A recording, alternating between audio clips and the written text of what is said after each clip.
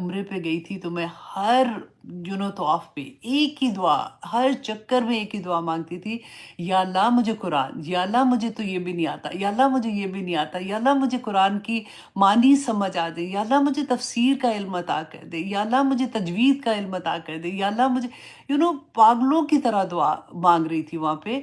تو جب میں واپس آئی ایکچولی، تو مجھے یہ والی دعا جب میں نے پڑھی تو مجھے لگا کہ اللہ اکبر، یہی تو میں مانگ رہی تھی ادھر۔ اور حضرت عمر نے اتنی خوبصورتی سے یہ دعا کا میں آپ کے ساتھ شیئر کرتی ہوں، اور انشاءاللہ میں کوشش کروں گی کہ میں ایک چھوٹی ویڈیو بھی بنا دوں تاکہ آپ لوگ اس کو آسانی سے یاد کر لیں انشاءاللہ۔ تو دعا کیا ہے کہ اللہم ارزقنی یتفکر والتدبر لما یتلوہ لسانی من کتابک۔ کتنی پیاری بات ہے نا کہ یا پاک پروردگار، تیری کتاب میں سے میری زبان جو بھی پڑھتی ہے مجھے اس میں تفکر اور تدبر عطا کر دے، الحمدللہ۔ اور لما یتلوہ لسانی من کتابک والفہم لہ، اور یا پاک پروردگار مجھے اس کا فہم عطا کر، والمعرفت بمعانی، اور اس کے جو معنی ہے نا اس کی اللہ سبحانہ تعالیٰ مجھے معرفت عطا کر دے، والنظر فی عجائبی، اور یا اللہ اس کے جو عجائبات ہیں مجھے اس کی بھی پہچان کرا دے، والعمل بذالک ما بقیت، اور جب تک میں زندہ رہوں یا پاک پروردگار میں اس پہ عمل کرنے والی بن جاؤں، انکا علی کل شیء قدیر، کہ بے شک اے اللہ سبحانہ تعالیٰ تو ہر چیز پر قادر ہے، تو کر سکتا ہے۔ تو یا پاک پروردگار میں بہت کمزور ہوں، میرے پاس اتنی طاقت نہیں ہے، میں بھول جاتی ہوں، یا پاک پروردگار آپ مجھ پہ رحم کریں اور یہ ساری انعامات مجھ پہ نازل کر دیں، آمین ثم آمین۔ تو بہت پیاری دعا تھی، میں نے کہا آپ لوگوں کے ساتھ شیئر کرتی ہوں، اور آپ لوگ انشاءاللہ اس کو یاد کر لیں گے تو آپ لوگوں کو بہت مزہ آئے گا۔ مجھے پتہ ہے کہ میں ایوری ڈے، مجھے نہیں لگتا کوئی نماز ایسی ہے جس میں یہ دعا میری فیوریٹ دعاؤں میں سے ہے، کہ جب بھی میں پڑھتی ہوں نا تو عجیب سی محبت سی ہوتی ہے کہ میں اپنے قرآن کے لیے اللہ سبحانہ تعالیٰ سے التجا کر رہی ہوں، تو اللہ سبحانہ تعالیٰ تو قبول کرتے ہیں انشاءاللہ۔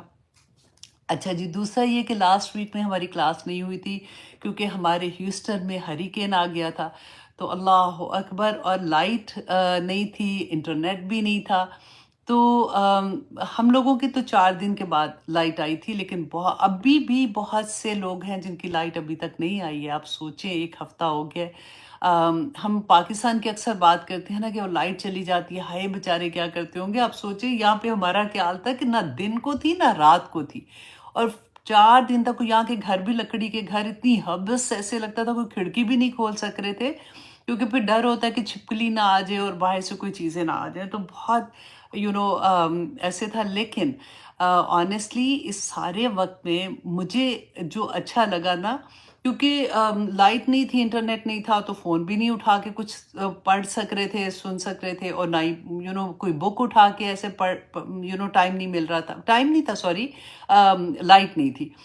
تو ایک جیسے وقت ملتا ہے نا جب انسان اپنے آپ سے بات کرتا ہے، تو وہ چیز مجھے بہت اچھی لگی کہ اتنے دن میں اپنے آپ سے بات کی کہ میں کیا کر رہی ہوں، میرا مقصد کیا ہے، کہیں ایسا تو نہیں کہ میں اپنے وقت کو تو کہیں ضائع نہیں کرتی ہوں، میں اپنے آپ کو جیسے ہوتا ہے کہ اپنے آپ کو پھر سے ایک کلیئر کرنا، کہ میرے اندر اپنے آپ سے بات کرنا، اپنے اللہ سبحانہ تعالیٰ سے بات کرنا، اور اپنے مقصد کو مور کلیئر کر کے، مور طاقت کے ساتھ، مور انرجی کے ساتھ اس راستے پہ بھاگنے کا وقت ملا، اور پھر اللہ سبحانہ تعالیٰ کا شکر ادا کرنے کا موقع ملا کہ یا اللہ تیری اتنی نعمتیں، اور ایک نعمت چھن جانے سے زندگی ادھر کی ادھر ہو کے رہ گئی، سارے اپنے بزنسز بند ہو گئے، سب کچھ لائٹ نہیں ہے، ایک عجیب سا طوفان تھا ہر طرف۔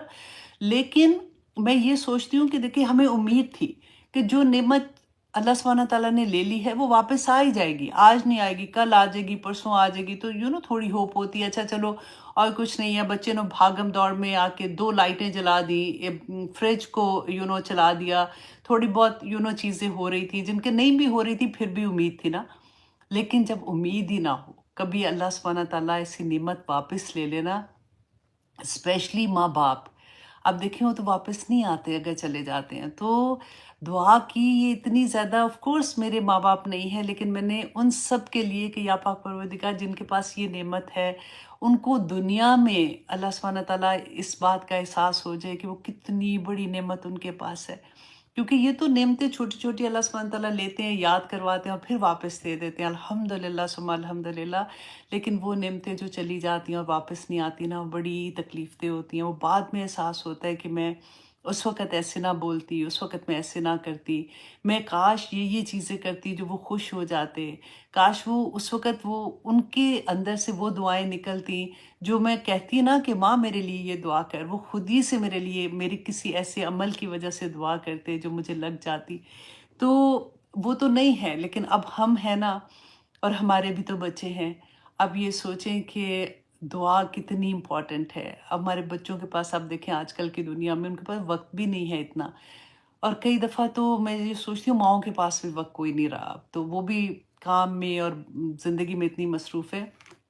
لیکن ضرور وقت نکالیں، اپنے بچوں کے لیے دعاؤں کا ذخیرہ چھوڑ کے جائیں کہ ہمارے جانے کے بعد اللہ نہ کرے جب ان کی زندگی میں مشکل آئے گی، کیونکہ آتی تو ہے ہی ہے زندگی ہے، تو مشکلیں آنی ہے، تو پھر ہماری دعائیں اس وقت ان کے آگے آ جائیں. آمین ثم آمین.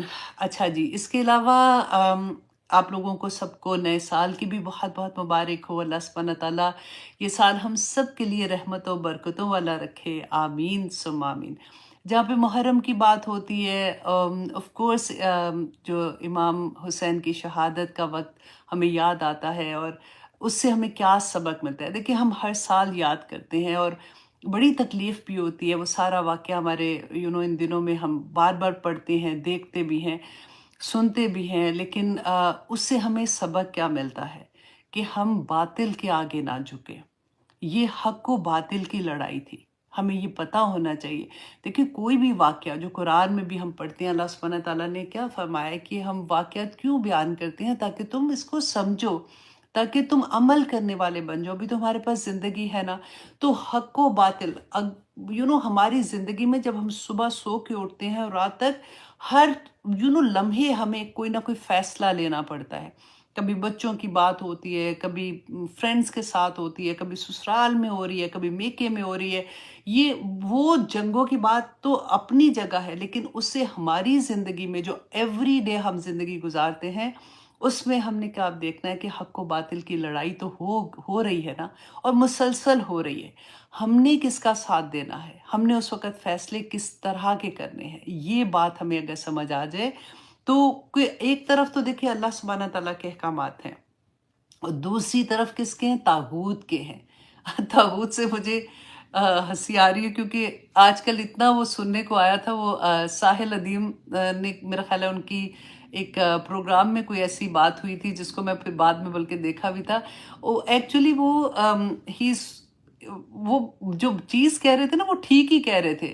کیونکہ قرآن میں ہم بہت دفعہ پڑھتے ہیں نا کہ پڑھے لکھے جاہل کی جیسے ہم بات کرتے ہیں کہ دنیاوی علم آتا ہے، جس کو اللہ سبحانہ تعالیٰ قرآن کا علم نہیں ہے یا اللہ کی پہچان نہیں ہے، وہ ایکچولی جاہل ہیں. تو اتنا وہ پڑھنے سے زبان پہ یہ چیز آ جاتی ہے. اچھا، وہ بیچارے کیا کہہ رہے تھے کہ پاکستان میں عورتیں 95% یا کچھ انہوں نے بولا کہ جاہل ہیں. ایکچولی وہ جو جاہل کہہ رہے تھے نا، کیونکہ وہ کہہ رہے تھے کہ ان کو پتہ ہی نہیں ہے کہ اللہ سبحانہ تعالیٰ نے ان کو کیا مقام دیا ہے، ان کو مطلب ان کو اپنے حقوق کا ہی نہیں پتہ، اسی لیے وہ پٹ رہی ہیں. یا پھر وہ دوسری طرف نکل جاتے ہیں کہ ان کو عورت کے اللہ سبحانہ تعالیٰ نے اس کو کتنی عزت دی، کتنا مقام دیا. وہ اس سینس میں کہہ رہے تھے کہ عورتوں کو نہیں پتہ، وہ اتنی جاہل ہیں. تو وہ جاہل جو ہے نا، وہ کئی اور اینگل سے آ گیا، اور وہ تکلیف دینے والی جیسے ہوتا ہے نا کہ اگر ہم ویسے سنتے ہیں تو لگتا ہے کیا مطلب ہے، ہمیں کیوں جاہل کہہ رہے ہیں. تو ایکچولی وہ کسی اور سینس میں رہے تھے، بات کچھ اور بن گئی اور کچھ سے کچھ بن گئی. اصل مقصد نہیں وہ بات میں کلیئر کر سکے آئی تھنک، یا پھر وہ ٹائم نہیں ملا ہوگا یا کچھ بھی ہوا ہوگا. تو اسی سے طاغوت سے مجھے یاد آ گیا. لیکن اینی وے ہم سب کی لڑائی تو طاغوت کے ساتھ ہی ہے نا. تو اگر کربلا کا واقعہ بھی دیکھیں تو یہی بات تھی کہ امام حسین نے اپنا آپ نہیں جھکایا. اور وہ ہم نے وہ حدیث پڑھی ہے نا، رسول اللہ صلی اللہ علیہ وسلم نے فرمایا کہ تم مومن ہی نہیں ہو سکتے ہو جب تک کہ تم اللہ سبحانہ تعالیٰ کے سامنے اور رسول اللہ کی سے اتنی محبت نہ کرو، اس سے زیادہ محبت نہ کرو جتنی تم اپنے سے اور اپنی اولاد سے، اپنے ماں باپ سے، ہر چیز سے زیادہ محبت نہ کرو. تو یہ تو جیتا جاگتا ثبوت تھا نا کہ نہ صرف اپنی جان کا نذرانہ لے کے گئے تھے بلکہ اپنے خاندان کا، اپنے بچوں بیوی سب کو لے کے گئے تھے ساتھ، اور سب کا نذرانہ پیش کر دیا نا اللہ کے سامنے. اور یہ that is the highest of قربانی جو ہمیں نظر آتی ہے. اور اللہ کرے کہ ہم اس سے کچھ نہ کچھ سبق لے. یہ نہیں کہ ہم واقعات ہی پڑھ پڑھ کے بس یہ ہوا تھا، اس کو ہسٹری میں تو ٹھیک ہے جاننا چاہیے، لیکن اس میں عمل کرنے والی بات ہمیں اللہ سبحانہ تعالیٰ سے توفیق مانگنی چاہیے کہ ہم وہ کر سکیں. ہاں جی، اب آتے ہیں ہم حدیث کی طرح. صحیح مسلم کی حدیث ہے، انٹرنیشنل نمبر ہے جی 1134. حضرت عبداللہ بن عباس رضی اللہ عنہ فرماتے ہیں کہ رسول اللہ صلی اللہ علیہ وسلم نے عاشورہ 10 محرم کا روزہ رکھا اور لوگوں کو بھی رکھنے کا حکم دیا. اب دیکھیں، حکم دیا تھا رسول اللہ نے. تو لوگوں نے کہا کہ یا رسول اللہ، یہ 10 محرم کا جو روزہ ہے یہ تو یہود اور نصارہ جو ہیں ان کے لیے یہ بڑا عظمت کا دن ہے اور وہ یہ روزہ رکھتے ہیں. تو رسول اللہ صلی اللہ علیہ وآلہ وسلم نے فرمایا کہ اچھا، آئندہ سال ہم 10 محرم کے ساتھ 9 محرم کا روزہ بھی رکھیں گے، لیکن ان کو مہلت نہیں مل سکی. اب یہاں پہ غور کرنے کی بات ہے. دیکھیں، رسول اللہ صلی اللہ علیہ وسلم کسی بھی معاملے میں یہود و نصارہ کی کاپی نہیں کرنا چاہتے تھے، اور ہمیں بار بار احادیث میں ملتا ہے. ایک دفعہ حضرت عائشہ کا ملتا ہے نا کہ وہ مانگ نکال رہی تھی رسول اللہ صلی اللہ علیہ وآلہ وسلم کی، تو انہوں نے ویسے مانگ نکالی. مجھے یاد نہیں کہ وہ درمیان میں آئی تھنک نکالی تھی، تو رسول اللہ نے کہا کہ نہیں، سائڈ پہ کر دو، یا سائڈ پہ نکالی تھی تو کہا کہ درمیان میں کر دو. کیوں؟ کیونکہ اس طرح کے یہاں کے یہود جو مدینہ میں جب آئے تھے تو رسول اللہ نے دیکھا کہ یہود اس طرح سے مانگ نکالتے ہیں، تو وہ بھی کرنے سے منع کر دیا تھا. تو یہ سبق سیکھنے کی چیزیں ہیں جو اللہ سبحانہ تعالیٰ ہمیں توفیق عطا کرے کہ ہم اس کی اصل جان سکیں کہ یہ ہمیں کیوں بتایا جا رہا ہے. اچھا، اب رسول اللہ صلی اللہ علیہ وسلم جب مدینہ میں تشریف لائے تو یہود 10 محرم کا روزہ رکھتے تھے.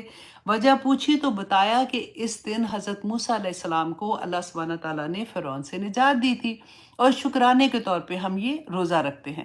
تو رسول اللہ صلی اللہ علیہ وسلم نے فرمایا کہ یہود کی نسبت ہماری جو موسیٰ علیہ السلام سے ہے وہ زیادہ ہے، ہم موسیٰ علیہ السلام کے زیادہ قریب ہیں، اور مسلمانوں کو 10 محرم کا روزہ رکھنے کا حکم دیا. مگر جب رمضان کے روزے فرض ہو گئے تو رسول اللہ صلی اللہ علیہ وسلم نے فرمایا کہ اب جو چاہے روزہ رکھے اور جو چاہے نہ رکھے، کیونکہ فضیلت تو ہے، ثواب تو ملے گا. اب دیکھیں، فرض کی بات نہیں ہو رہی نا، یہ تو نفلی روزے پھر ہو جاتے ہیں.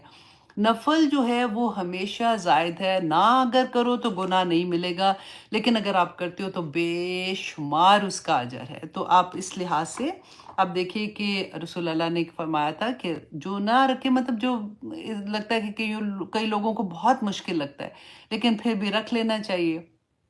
اچھا، مسلم کی ایک اور حدیث میں آتا ہے کہ حضرت ابو قتادہ رضی اللہ عنہ فرماتے ہیں کہ رسول اللہ صلی اللہ علیہ وسلم نے فرمایا کہ میں اللہ سے امید رکھتا ہوں کہ یوم عرفہ کے روزے کے بدلے میں اللہ سبحانہ تعالیٰ ایک پچھلے سال کے اور آنے والے سال کے گناہ معاف کر دیں گے. اور یوم عاشورہ 10 محرم کے روزے کے بارے میں رسول اللہ صلی اللہ علیہ وسلم نے فرمایا کہ میں امید کرتا ہوں کہ 10 محرم کے روزے کے بدلے میں اللہ سبحانہ تعالیٰ گزشتہ سال کے گناہ معاف کر دیں گے. تو دیکھیے یہ کتنی بڑی فضیلت ہے. اچھا، کسی نے مجھے بھیجا تھا، میں دیکھ نہیں سکی، مجھے وقت نہیں ملا کیونکہ ابھی کلاس شروع ہونے والی تھی، لیکن پھر بھی میں نے کہا میں آپ کو سنا دیتی ہوں. مجھے بہت مزے کی بات لگی تھی، اور انہوں نے کہا کہ طبرانی کی حدیث ہے 10007. اب مجھے نہیں پتا کہ یہ ہو سکتا ہے کہ یہ ضعیف حدیث ہو، یا کیونکہ کئی دفعہ ایسا ہوتا ہے نا کہ وہ حدیث جو موٹیویٹ کرنے کے لیے ہوتی ہیں وہ ہم ان کو عمل کے لحاظ سے ایسی ہوتی ہیں تو ہم ان کو سنا سکتے ہیں. لیکن میں آپ کو صرف اس لیے سنا رہی ہوں کہ مجھے بہت اچھی لگی کہ رسول اللہ نے فرمایا کہ جو شخص 10 محرم عاشورہ کے دن اپنے اہل و عیال پر فراخی سے خرچ کرتا ہے، اللہ سبحانہ تعالیٰ اس کے رزق میں سال بھر کشادگی عطا کر دیں گے. تو میں نے کہا سارے ہم اپنے ہسبینڈس کو یہ حدیث سنا دیتے ہیں تاکہ وہ فراق جو خرچ کرنا ہے جو لینا ہے تاکہ ان دنوں میں آپ اس ایک دن میں لے لیں. اور ان کو جب آپ یہ کہیں گے کہ دیکھیں پورا سال کشادگی ملنی ہے تو آئی تھنک وہ اور بھی بڑی پاکٹ منی دے دیں گے. تو خیر جی اب آتے ہیں ہم اپنی کلاس کی طرف. تو ہم کر رہے تھے سورہ یوسف اور سورہ یوسف کی آیت نمبر 53 آج انشاءاللہ ہم کریں گے. بہت پیاری آیات ہے آنیسٹلی. اس کی جو ابھی میں آیت آپ کے 53 پڑھوں گی نا، یہ ایک آیا پورا آج کا پروگرام کیا مجھے لگتا ہے کہ میں 10 پروگرام بھی اس کے اوپر کروں گی تو وہ کم ہوں گے. اتنی پیاری پیاری آیات ہیں اور اتنے خوبصورت سبق ہے ہمارے لیے اور آسانیاں کرنے والے ہیں کہ ہم کیسے اپنے آپ کو بہترین انسان بنا سکتے ہیں کہ اللہ سبحانہ تعالیٰ کے سامنے وہ نفس مطمئنہ والی حالت میں چلے جائیں. تو یہی سبق ہمیں ملتا ہے. اللہ سبحانہ تعالیٰ فرماتے ہیں کہ حضرت یوسف علیہ السلام نے فرمایا وما اعوذ باللہ من الشیطان الرجیم بسم اللہ الرحمن الرحیم وما ابریو نفسی ان النفس لامارۃ بالسوء، کہ میں بری نہیں کرتا اپنے نفس کو، بے شک نفس جو ہے وہ حکم دیتا ہے بالسوء برائی کا. الا ما رحم ربی، مگر سوائے اس کے کہ جس پر میرا رب جو ہے وہ رحم کر دے. ان ربی غفور الرحیم، کہ بے شک میرا رب جو ہے وہ بڑا بخشنے والا اور رحم کرنے والا ہے. اب یہاں پہ دیکھیے نمبر 1 یہ بات کہ یہ حضرت یوسف علیہ السلام نے کیوں فرمایا تھا، کیونکہ جب انہوں نے یہ کہا نا، جب ان کو جیل سے لینے کے لیے آئے تو حضرت یوسف علیہ السلام نے کہا کہ نہیں میں نے ایسے نہیں جانا، پہلے ان سے بات کرو اور ان عورتوں سے پوچھو کہ انہوں نے جو مجھ پہ بات لگائی تھی وہ غلط تھی، تاکہ مجھے اس الزام سے بری پہلے کریں پھر میں اس کے بعد باہر آؤں گا. تو وہ چیز حضرت یوسف علیہ السلام کو مفسرین نے کہا کہ ان کو یہ لگا کہ کہیں ایسا نہ ہو کہ میرا نفس اندر سے یہ مجھے موٹا کر دے، مطلب جیسے ہوتا ہے نا کہ بڑا کر دے کہ میں تو اتنا پاک ہوں، میں تو ایسی چیز نہیں کی. تو اس وجہ سے انہوں نے یہ کہا کہ میں نہیں کہتا ہوں کہ میرا نفس جو ہے وہ برائی کی طرف نہیں لے کے جاتا، بلکہ اللہ ہی جس پہ رحم کرے وہی برائی سے بچ جاتا ہے. کیونکہ دیکھیے اللہ سبحانہ تعالیٰ نے قرآن پاک میں بھی فرمایا سورۃ نجم کی آیت نمبر 32 میں فلا تزکو، دیکھو اے لوگو تم اپنے آپ کو پاک نہ کہا کرو، اللہ جانتا ہے. فلا تزکو انفسکم، اپنے نفسوں کو تم پاک نہ کہا کرو. ہوا عالم، وہ زیادہ جانتا ہے بمن اتقی، کہ تم میں سے تقوی والا کون ہے. تو اسی چیز کو آپ دیکھیں کہ انہوں نے کس طرح سے اپنے آپ کو کہا. اب ہم یہ دیکھیں کہ آخر یہ نفس امارہ کیا ہے، کیونکہ اللہ سبحانہ تعالیٰ نے قرآن پاک میں 3 طرح کے نفس بتائے، نفس امارہ، نفس لوامہ اور نفس مطمئنہ، کہ ہم کیسے اس پورے سفر سے چلتے چلتے ہم نفس مطمئنہ تک پہنچ جائیں، کیونکہ اس کی اتنی بڑی خوشخبریاں ہیں. تو ہمیں اکثر ہم سنتے ہیں نا، اللہ سبحانہ تعالیٰ نے بھی قرآن میں کہا کہ تم اپنے نفس کو اپنا خدا بنا بیٹھے ہو. اور پھر سب سے بڑی اگزامپل ہمیں ملتی ہے کہ جب ہم رمضان میں روزے رکھتے ہیں تو ہم احادیث میں پڑھتے ہیں کہ اس دن جو شیاطین ان کو قید کر دیا جاتا ہے، اور پھر بھی انسان برائیاں کیوں کرتا ہے. تو یہی آج ہمیں اس کا جواب ملے گا. اور دعا کر کے اس پوری کلاس کو میں آنیسٹلی میں کافی دیر سے دعا کرتی کہ آپ پروردگار مجھے توفیق عطا کرنا کہ جو بات میں سمجھانا چاہتی ہوں وہ ہم سب کو سمجھ آ جائے، اور تاکہ ہم بہترین عمل کرنے والے بن جائیں. دیکھیے نفس جو ہے نا، آپ بالکل ایسے سمجھیے کہ یہ نفس امارہ کی جو بات ہو رہی ہے نا، ہر انسان کے اندر یہ نفس ہے. یہ اللہ سبحانہ تعالیٰ نے جب ہمیں پیدا کیا، جیسے اچھائی اور برائی دونوں چیزیں ہمارے اندر ہیں. آپ اس طرح سے لے اس بات کو کہ جیسے ہمارا یہ پورا جسم ہے نا، ایک تو ظاہری جسم کی بات ہوتی ہے، ایک آپ سوچیے روحانی جسم ہے. ٹھیک ہے، ہمارا ایک پورا جو جسم ہے یہ پورا ایک ملک ہے، ایک شہر ہے، ایک ملک ہے. ٹھیک ہے، اس ملک میں ہمارا جو دماغ ہے نا یہ وزیر اعظم ہے. اور ہمارے جو حواس خمسہ ہیں، حواس خمسہ کس کو کہتے ہیں؟ جیسے ہمارا دیکھنا، ہمارا سننا، ہمارا چکھنا، ہمارا وہ کیا کہتے ہیں، چھونا. یہ 5 جو حصے ہیں نا، آپ سوچیں یہ ہماری آرمی ہے.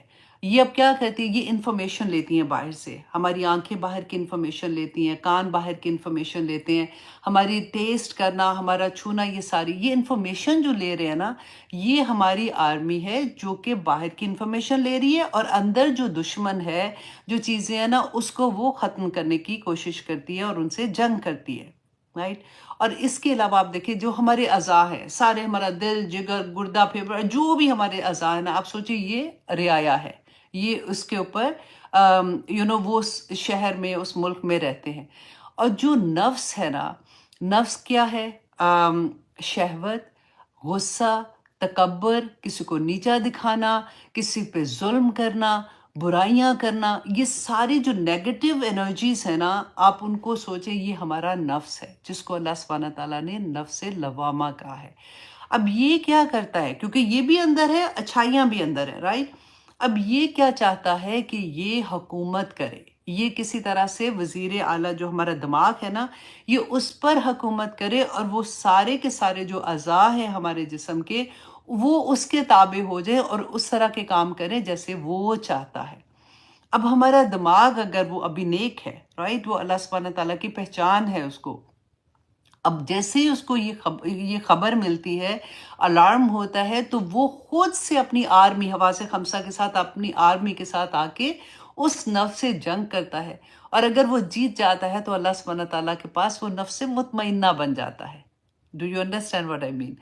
کہ اب یہ جو چیزیں ہمارے اندر ہیں، یہ کوئی ایسا نہیں کہ ہم نے پیدا کی ہیں، یہ آلریڈی ہمارے اندر ہیں، لیکن ان کو ٹیم کرنا، ان کی تربیت کرنا، یہ ہمارا کام ہے، عقل کا کام ہوتا ہے کہ یہ کس طرح سے ان چیزوں کو کنٹرول میں رکھتی ہے۔ ہمیں یہ پتہ ہونا چاہیے۔ دیکھیں فار ایگزامپل، آپ کے گھر میں کوئی ایسا شخص ہے جو غصے میں آتا ہے تو غصے سے باہر ہی نکل آتا ہے، جیسے ہوتا ہے نا، چیخنا، زور سے بولنا، بدتمیزی کرنا۔ بعض لوگوں کی کمپلین آتی ہے کہ ہسبینڈ جو ہے وہ انسلٹ کرتے ہیں اور باتیں ایسے کرتے ہیں، تو یہ ساری چیزیں تو کر سکتا ہے نا انسان، کے اپنا ہے کہ وہ کتنی مرضی زور سے بولے، لیکن اللہ سبحانہ تعالیٰ یہاں پہ کیا بتاتے ہیں کہ ہمارے اندر اللہ سبحانہ تعالیٰ نے وہ طاقت رکھی ہے کہ ہمیں یہ پتا ہو کہ اس کی باؤنڈریز کیا ہیں، ہم کتنی اونچی آواز کس طرح سے کس کے سامنے کر سکتے ہیں اور کس کے سامنے نہیں کر سکتے۔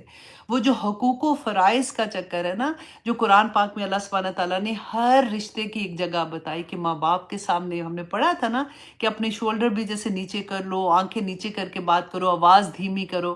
رسول اللہ صلی اللہ علیہ وسلم سے جب بات کرنے کا تھا کہ آواز اپنی آہستہ کرو، تو ہمیں قرآن ہی بتاتا ہے کہ ہم نے اپنی ان چیزوں کو، جو نیگیٹو انرجیز ہیں، ان کے ساتھ ڈیل کیسے کرنا ہے۔ اب قرآن میں ہمارے نفس کے بارے میں اللہ سبحانہ تعالیٰ نے فرمایا بھی کہ سورۃ آل اعراف میں اللہ سبحانہ تعالیٰ فرماتے ہیں آیت نمبر 176 میں، اور وہ مطلب انسان جو ہے اپنی نفسانی خواہشات کی پیروی کرنے لگا۔ نفسانی خواہشات کون سی؟ یہ ساری میں نے جو آپ کو بتائی ہے نا، اور باقی آپ ساری نیگیٹو چیزیں لے لیں، جھوٹ بولنا، چگلی لگانا، بدتمیزی کرنا، اور غلط کام سارے کرنا، وہ ساری کی ساری پیروی کرنے لگا۔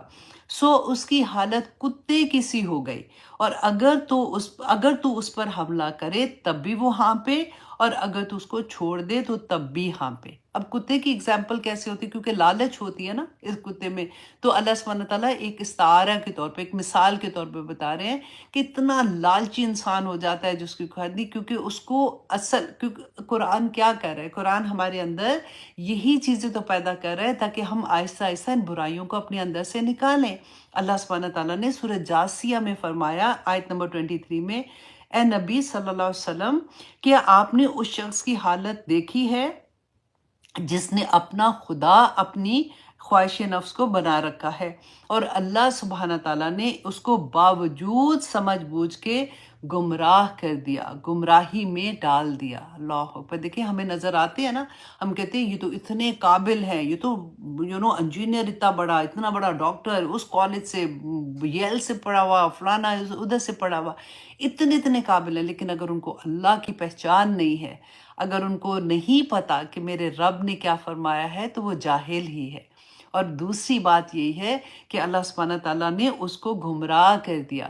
وہ اللہ کے راستے میں چلنے والا نہیں بنے گا. اس کی رائے گم ہو گئی ہے. وہ دنیا میں پھر رہا ہے، ادھر ادھر جا رہا ہے، کامیابیاں مل رہی ہیں اس کو، وہ کھا پی رہا ہے، پیسہ ہی تو سارا کچھ نہیں ہے. تو اللہ سبحانہ تعالیٰ ایسے انسان کو گمراہ کر دیتے ہیں. آخر میں ہم نے سیکھنا کیا ہے کہ ہم نے اپنی ان چیزوں کو کنٹرول کیسے کرنا ہے. کیونکہ اللہ سبحانہ تعالیٰ نے فرمایا سورۃ الفرقان آیت نمبر 77 میں، آرائیت من اتخذ الہہ ہواہ. اے نبی صلی اللہ علیہ وسلم، کیا آپ نے دیکھا ہے آرائیت من اتخذ الہہ ہواہ، کہ جس نے اپنی خواہش نفس کو اپنا الہ بنا لیا ہے. افانت تکون علیہ وکیلا، کیا آپ ایسے شخص کی قیامت کے دن آپ وکیل بنیں گے، آپ گواہی دیں گے، آپ شفاعت کریں گے ایسے شخص کی؟ اللہ اکبر. اب دیکھیے یہ اتنا بڑا معاملہ ہے کہ اللہ سبحانہ تعالیٰ خود سے فرماتے ہیں کہ، اور رسول اللہ صلی اللہ علیہ وسلم سے فرماتے ہیں کہ ان کی شفاعت آپ نہیں کریں گے جنہوں نے اپنی خواہش نفس کو اپنا خدا بنا لیا. خواہش نفس کون سی ہے؟ آپ کو اب میں ساری، اسی لیے میں نے کہا تھا کہ یہ ٹاپک اتنا ڈیٹیلڈ ہے کہ اللہ سبحانہ تعالیٰ ہمیں توفیق دے کہ ہم عمل کرنے والے بن جائیں، کہ اس میں اگر ہم اپنی ان خواہشات کو ان کی جگہ پر رکھیں. کیونکہ دیکھیں قرآن پاک میں اللہ سبحانہ تعالیٰ نے سورۃ آل عمران میں، آئی تھنک آل عمران میں ہے، ہاں سورۃ آل عمران میں آیت نمبر 14 اور 15 لکھ لیجئے گا.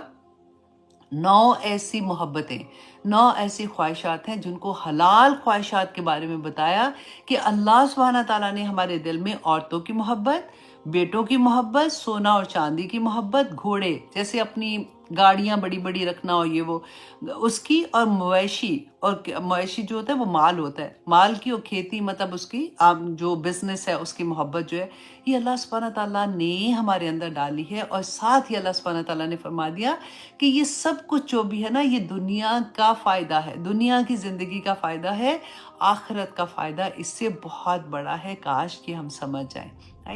تو اب یہاں پہ ہم دیکھیں کہ اگر جب انسان اپنی خواہشات کو کنٹرول کرتا ہے تو پھر کیا ہوتا ہے؟ پھر کیا ہوتا ہے؟ اللہ سبحانہ تعالیٰ نے سورۃ عبس میں فرمایا، وَأَمَّا مَنْ خَافَ مَقَامَ رَبِّهِ وَنَهَى النَّفْسَ عَنِ الْهَوَىٰ فَإِنَّ الْجَنَّةَ هِيَ الْمَأْوَىٰ، کہ وہ جو شخص اپنے رب کے سامنے کھڑا ہونے سے ڈر گیا. کیسے ڈر گیا؟ کہ جس انسان کو ہر وقت یہ خیال رہے گا کہ میں جو بھی عمل کر رہا ہوں میرے اللہ کے سامنے مجھے کھڑا ہونا ہے، اللہ سبحانہ تعالیٰ کو مجھے جواب دینا ہے، میری ہر سانس کا جواب ہوگا. میں جہاں پہ دیکھ رہا ہوں، میں کہاں پہ چل رہا ہوں، میں کہاں سے کھا رہا ہوں، میں حلال کھا رہا ہوں کہ میں حرام کھا رہا ہوں، میں کیا سن رہا ہوں، ہر ایک چیز کا اللہ سبحانہ تعالیٰ کے سامنے مجھے جواب دینا ہے. وہ انسان جو اللہ کے سامنے کھڑا ہونے سے ڈر گیا اور نفس کو حرام خواہشات سے روکا، اللہ سبحانہ تعالیٰ فرماتے ہیں اس کا ٹھکانہ جنت ہوگا. جنت ایسے نہیں مل جانی ہے. تو ہمیں کیا کرنا ہے؟ دیکھیں ہوتا کیا ہے کہ ہمیں یہ پتہ نہیں ہوتا، کیونکہ جو ہماری حواس خمسہ ہے نا، اتنی انفارمیشن آج کل آپ دیکھیں کہ ہم کیا کہتے ہیں، فون ہمارے ہاتھ میں ہوتے ہیں اور ہم یوں چل رہے ہوتے ہیں. چھوٹے بچوں کو بھی دیکھیں، ان کو اتنی عادت پڑ چکی ہے کیونکہ ان کا مائنڈ مانگتا ہے اور مزید کہتے ہیں نا، اور دو. وہ ایک چیز پہ نہیں رکتے. اور وہ تو بچے ہیں نا، بچوں کی اگزامپل میں اس لیے کہہ رہی ہوں کہ ابھی تو ان میں عقل بھی نہیں ہے، پھر بھی ان کے اندر یہ ڈیزائر ہوتی ہے کہ وہ ایک کارٹون بھی اگر دیکھ رہے ہیں نا تو یوں ہاتھ ان کے چل رہے ہوتے ہیں. اور یہاں پہ ہمارا دماغ جو ہوتا ہے نا، وہ اتنی عادی ہو جاتا ہے کہ وہ ایک چیز دیکھتا ہے، وہ کہتا ہے نہیں اب اور کچھ دکھاؤ. اتنی انفارمیشن یہاں سے، آنکھوں سے، ہر جگہ سے ہمارے پاس آ جاتی ہے کہ ہمارا دماغ جو ہوتا ہے نا وہ تھک جاتا ہے. اب دیکھیں انفارمیشن کیا آتی ہے آج کل. آپ کوئی بھی میڈیم، یوٹیوب ہے، فیس بک، کچھ بھی آپ کھولتے ہیں تو نیوز کیسی ہیں. جب ہم ایسی نیوز دیکھتے ہیں جو ہمارے مائنڈ میں جو تھاٹس کہاں سے کریٹ ہو رہے ہیں، یہ جو حواس خمسہ ہے یہی تو تھاٹ کریٹ کرا رہے ہیں نا سارے کے سارے. اور جب ایسے تھاٹ ہمارے اندر جائیں گے، ہمارے دماغ کا کام کیا ہے کہ وہ ہارمونز ریلیز کرتا ہے ہماری باڈی میں. جیسے ہمارے تھاٹس ہوں گے نا، اگر ہمارے ہیپی تھاٹس ہوں گے تو ہیپی ہارمونز ریلیز کرتا ہے. اب اتنے سیڈ چیزیں ہمارے اندر جائیں گی اور ٹو مچ انفارمیشن چلی جاتی ہے. ایک تو دماغ کنفیوز ہے، اوپر سے وہ جو ہارمونز ریلیز کر رہا ہے باڈی میں وہ بھی سیڈ ہے سارے کے سارے. پھر کیوں ہم تھکے ہوئے ہیں؟ پھر کیوں ہماری دردیں زیادہ ہیں، پھر کیوں ہم انگزائٹی میں جا رہے ہیں، کیوں ہمیں ڈپریشن ہو رہے ہیں. آپ سوچیں تو صحیح کہ یہاں پہ اگر ہم اپنا کر لیں نا، ایک پہرا بٹھا دیں اور ہم آنکھوں پہ بٹھا دیں، یہ کانسیپٹ اگر آپ کو سمجھ آ جائے نا کہ جو انفارمیشن میری ذات میں ضروری ہی نہیں ہے، میں نے کیوں دیکھنی ہے. میں کیا کر سکتی ہوں؟ اگر کسی کو کہیں پہ ایسے زیادتی ہو رہی ہے تو الٹا لٹکا دیا، تو سیدھا لٹکا دیا، تو خون نکال دیا، تو یہ کر دیا. میں کچھ بھی نہیں کر سکتی ہوں، اس کو میں کیوں دیکھ رہی ہوں؟ اب ایک نیوز آپ دیکھیں گے نا، پھر آپ کو یہ ہوگا اچھا میں اگلا بھی دیکھوں، اچھا میں پیچھے جا کے دیکھوں کہ اس کے ساتھ اچھا کیا ہوا تھا. اب سوچئے کتنا وقت کے ضیاع ہے اور کتنی فضول کی چیزیں ہم اپنے اندر ڈال رہے ہوتے ہیں. یہ ساری انفارمیشن اگر آپ آج اپنے آپ سے یہ عہد کر لیں کہ میں نے کوئی ایکسٹرا جو نیوز ہے نا وہ اپنے اندر نہیں لے کے جانی اپنے، کیونکہ ہمارے ذہن نا ایک پیالے کی طرح، اس میں فار ایگزامپل آپ سوچیں کہ 100 سے زیادہ نیوز نہیں آنی. اب 100 نیوز آپ جو ڈال رہے ہیں وہ دھڑ دھڑ دھڑ دھڑ ڈالی جا رہے ہیں، تو اس نے تو کنفیوز ہو کے پتہ بیچارہ پاگل ہی ہوگا نا. تو اگر آپ یہ ارادہ کر لیں، کیونکہ قرآن میں اللہ سبحانہ تعالیٰ نے کیا فرمایا کہ جب تمہارے اوپر کوئی ظلم کرتا ہے، زیادتی کرتا ہے، تو اس بات کو وہاں پہ لے کے جاؤ جو اس کو ٹھیک کر سکتا ہے، جس کے پاس یہ اختیار ہے کہ وہ اس کو ٹھیک کر سکتا ہے. اگر عدالت ہے تو عدالت میں لے کے جاؤ، اگر گھر میں کوئی ایسا بڑا ہے جو اس کو ٹھیک کر سکتا ہے تو اس کو لے کے جاؤ. ہر ایک کو نہ بتاؤ کہ ہر کسی کو کیا فرق پڑتا ہے کہ کیا ہو رہا ہے کیا نہیں، سوائے اس کے کہ وہ اس کو ایک نیوز ملے گی، وہ اگلی دیکھ لے گا. تو وہ ہمیں نہیں بننا، ہمیں نہیں وہ چیز بننا، رائٹ. تو اگر ہم یہ ارادہ کر لیں کہ ہم نے کوئی ایکسٹرا نیوز نہیں دیکھنی ہے، جو ہمارے متعلق ہے بات وہ ہم ضرور دیکھیں گے. کلاس ہے، سبق یاد کرنا ہے، یا کوئی بھی اچھی بات آپ سن رہے ہیں وہ ضرور کریں، لیکن ایکسٹرا چیزوں کو اپنی زندگی سے اگر آپ نکال دیں گے نا، واللہ اتنا آپ کو مزہ آئے گا کہ آپ کو لگے گا کہ ایک سکون، ایک ٹھہراؤ اندر آپ کے آنا شروع ہو جائے گا. اور یہی اللہ سبحانہ تعالیٰ ہمیں بار بار قرآن میں جو سکھاتے ہیں کہ ایسے وہ ہوتا ہے نا کہ خام خواہ کسی کے گھر میں نہ جھانکو. اب پرابلم یہ ہے کہ فار ایگزامپل میں ہوں، میں اپنے گھر کی ہر وقت ویڈیو لگا رہی ہوں اپنے خامند کے ساتھ، اپنے بچوں کے ساتھ. اب کھا رہے ہیں، اب بیٹھ رہے ہیں، اب ریسٹورنٹ میں جا رہے ہیں، اب بیڈ روم میں ہمارے یہ ہو رہا ہے، فلاں جگہ پہ یہ ہو رہا ہے. اب ہم نے تو خود ہی سے جھکوانا شروع کر دیا کہ آؤ جھانکو جھانکو میرے گھر میں. تو اب دوسرا، اب وہاں سے تو کوئی بند نہیں کرا، تو میری ذات کو تو مجھے سمجھ آتی ہے نا، تو میں تو اپنے آپ پہ پہرے لگاؤں کہ مجھے نہیں جھانکنا اس گھر میں جس میں وہ جھکوانے کی کوشش کر رہے ہیں. تو سکون آ جائے گا، واللہ سکون آ جائے گا. ہمارے اندر یہ اتنی جو انفارمیشن صبح سے شام تک، ٹی وی کھولو تو وہی بات، میڈیا پہ یوٹیوب میں دیکھو، ہر جگہ پہ آپ کو یہ کچھ ملے گا. تو ہم نے نہیں کرنا، ٹھیک ہے. تو ہم نے اپنے آپ کو برائی سے کیسے روکنا ہے، یہی چیز آج کے سبق میں ہم نے سیکھنی ہے کہ یہ ہم ہی روکیں گے، کوئی آ کے ہمیں نہیں روکانے والا. اللہ سبحانہ تعالیٰ نے قرآن پاک میں ہمیں یہی سکھایا ہے کہ نفس لوامہ، نفس امارہ جو ہے نا، یہ ہمیں ایسی چیزوں کی خواہش پیدا کرتا ہے. شیطان کم بخت کا بیسٹ فرینڈ ہے یہ دونوں مل کے کام کرتے ہیں. ہمیں کسی طرف سے کوئی خوبصورت خوبصورت شکلیں کر کے دکھائیں گے. اللہ سبحانہ تعالیٰ نے قرآن پاک میں جیسے فرمایا تھا نا کہ سورت 3 میں ہے کہ لَقَدْ خَلَقْنَا الْإِنسَانَ فِي أَحْسَنِ تَقْوِيمٍ. اللہ سبحانہ تعالیٰ نے تو بہترین ہمیں پیدا کیا، بہترین تخلیق ہے ہم لوگوں کی. ہم نے کیا کیا؟ پھر اللہ سبحانہ تعالیٰ فرماتے ثُمَّ رَدَدْنَاهُ أَسْفَلَ سَافِلِينَ، کہ انسان تو اسفل سافلین ہو گیا، تو اتنا گر گیا کہ گرنے کی بھی انتہائی ختم کر دی. اب دیکھیں کہ کیا کرتے ہیں ہم لوگ، مطلب یہ میں آیت پہ نا تدبر کر رہی تھی تو مجھے لگ رہا تھا اللہ اکبر. دیکھیں کہ جانور جو ہوتے ہیں نا، دیکھیں چیر پھاڑ کرنے والے درندے جو ہوتے ہیں، وہ جب ان کو بھوک لگتی ہے نا وہ تبھی چیر پھاڑ کرتے ہیں، اور جتنا انہوں نے کھانا ہوتا ہے کھاتے ہیں چلے جاتے ہیں. یا پھر جن کی بھی جو خصلت ہے وہ کسی سے دشمنی کی وجہ سے نہیں کرتے.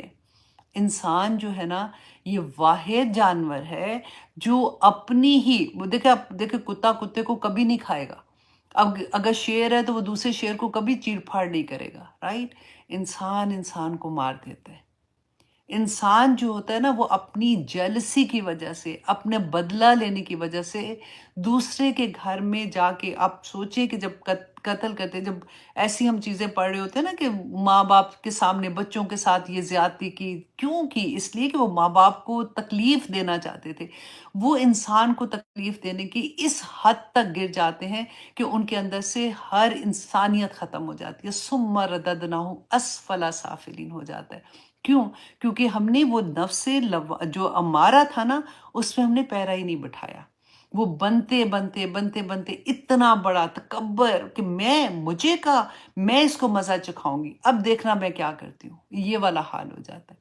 اور پھر اللہ سبحانہ تعالیٰ فرماتے ہیں اس کے بعد جو نفس لوامہ کے بعد، نفس امارہ کے بعد جو دوسرا نفس ہے نا، اس کو کہتے ہیں نفس لوامہ۔ اللہ سبحانہ تعالیٰ نے سورۃ قیامہ میں کہا وَلَا أُقْسِمُ بِالنَّفْسِ اللَّوَّامَةِ، اور میں قسم کھاتا ہوں ایسے نفس کی جو اپنے اوپر ملامت کرتا ہے۔ اور الحمدللہ مجھے لگتا ہے کہ جب ہماری زندگی میں قرآن کھلتا ہے نا، سب سے پہلے ہمارا نفس لوامہ جاگ اٹھتا ہے۔ وہ پھر ہمارا ہمیں بار بار ایسے ہوتا ہے نا کہ ملامت کرنا، پھر غلطی کر رہی ہو، پڑھا تھا، ڈیسائیڈ کیا تھا اب نہیں کروں گی، پھر سے ایسے کر لیا، پھر اپنے آپ کو روکتے ہیں، پھر اس میں کیونکہ ابھی نئے نئے اس راستے پہ چل رہے ہوتے ہیں۔ اور کئی دفعہ یہ ملامت والا نفس جو ہے نا، یہ کئی دفعہ اتنا حاوی ہو جاتا ہے ہمارے دل کے اوپر، ہمارے دماغ کے اوپر، کہ جب ہم پڑھتے ہیں نا کہ کسی نے خودکشی کر لی اور یہ وہ اللہ معاف کرے، تو وہ یہی ہوتا ہے کہ اس سے یہ ملامت نہ وہ برداشت نہیں کر سکتا، کیونکہ ابھی ٹھہراؤ نہیں نہ آتا بندوں میں جب، تو پھر ایسی چیزیں ہونی شروع ہو جاتی ہیں۔ لیکن اگر ملامت سے ہم یہ سمجھیں کہ یہ بھی اللہ کی بہت بڑی دین ہوتی ہے، بہت بڑا اللہ کا کرم ہوتا ہے، اور اس کا شکر ادا کرنا چاہیے کہ اللہ سبحانہ تعالیٰ مجھے ملامت کرنے والا نفس عطا کیا ہے تو نے، اور وہی نفس پھر آگے جا کے نفس مطمئنہ بنتا ہے۔ کیونکہ ہم بار بار یہ جہاد کرتے ہیں نا، جنگ کرتے ہیں اپنے آپ سے، یہی جہاد ہے کہ ہم مسلسل اپنے اندر جو بھی برائیاں ہیں ان کو روکنا، ان کی جگہ پہ رکھنا کہ نہیں مجھے یہ نہیں کرنا، میرے اللہ نے یہ نہیں کہا، مجھے یہ نہیں کرنا، مجھے کل کو اللہ کے سامنے کھڑی ہوں گی، آج کسی کو نہیں پتا کہ میں اس میں اپنے فون میں کیا دیکھ رہی ہوں، آج کسی کو نہیں پتا کہ میں بیٹھ کے کسی کو کیا میسج کر رہی ہوں، آج کسی کو نہیں پتا کہ میں علیحدہ سے کیا کیا حرکتیں کر رہی ہوں، لیکن میرا اللہ مجھے دیکھ رہا ہے۔ کل کو جب میں اللہ سبحانہ تعالیٰ کے سامنے حاضر ہوں گی اور اس کے سامنے جواب دہ ہونا پڑے گا، تو میں کیا شکل لے کے اس کے سامنے کھڑی ہوں گی، اور میں ان چیزوں کا کیا آنسر کروں گی، کیونکہ اللہ سبحانہ تعالیٰ نے تو پوچھ لینا ایک ایک کہ اللہ سبحانہ تعالیٰ نامہ اعمال دائیں ہاتھ میں آ رہا ہے کہ بائیں ہاتھ میں آ رہا ہے۔ دعا کریں اللہ سبحانہ تعالیٰ ہمیں نفس مطمئنہ بنا دے، کیونکہ اللہ سبحانہ تعالیٰ نے فرمایا یا ایتھا النفس المطمئنہ، اے نفس مطمئن، پکارتے ہیں اللہ سبحانہ تعالیٰ یا ایتھا النفس المطمئنہ ارجعی الی ربک راضیۃ مرضیہ، کہ آ جا، چل اپنے رب کی طرف، وہ تجھ سے راضی اور تو اپنے رب سے راضی، اور فادخلی فی عبادی، کہ تو داخل ہو جا میرے بندوں میں، وادخلی جنتی، اور تو داخل ہو جا میری جنت میں۔ آمین ثم آمین۔ یہ پکار دعا کریں کہ یا پاک پروردگار قیامت کے دن یہ پکار میری کانوں میں آئے، یا اللہ یہ پکار مجھے کسی طرح سے سننے کو مل جائے تاکہ میں جنتوں والوں میں ہو جاؤں۔ آمین ثم آمین۔ اسی لیے تو کہتی ہوں کہ ہمیں دعا کرنی چاہیے کہ یا پاک پروردگار ہمیں ان لوگوں میں شامل کر دے جس سے تو راضی ہو جائے۔ آمین۔ اور دیکھیے سب سے بڑی بات ہے، اللہ سبحانہ تعالیٰ کی نعمت سب سے بڑی جو ہمارے پاس ہے اس وقت، ہماری زندگی ہے، ہمارے پاس وقت ہے، ہم اللہ سبحانہ تعالیٰ کو راضی کر سکتے ہیں۔